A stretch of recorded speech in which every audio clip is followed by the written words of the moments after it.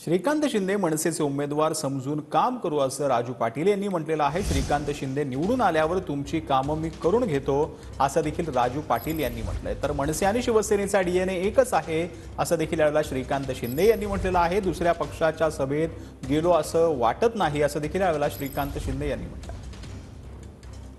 श्रीकांतजी शिंदे हे मनसेचे उमेदवार आहे असं समजून आपल्याला काम करायचं।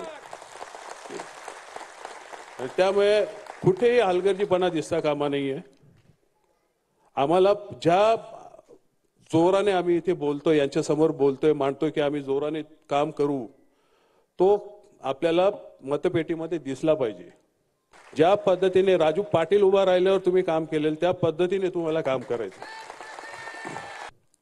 की जी काय कामं असतील भविष्यात ते निवडून आल्यावर मला सांगा, मी त्यांच्याकडनं करून घेईन।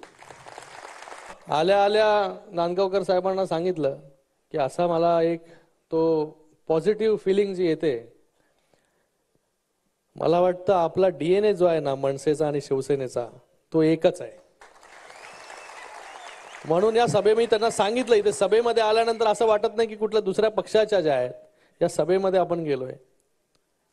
हे आपलीच लोक जी आहेत, हे आपलाच परिवार जो आहे तो इथे उपस्थित आहे। भोईरजींच्या ऑफिसमध्ये गेलो होतो आणि त्याचबरोबर सुभाषजींच्या आपल्या मंदा मॅडमच्या ऑफिसला गेलो होतो, तेव्हा देखील एकदम स्वागत जे आहे ते भव्य दिव्य तिथे झालं। तर मला वाटतं कार्यकर्ते जे आहेत हे राजू शेठ ऑलरेडी जे आहेत ते कामाला लागलेले आहेत।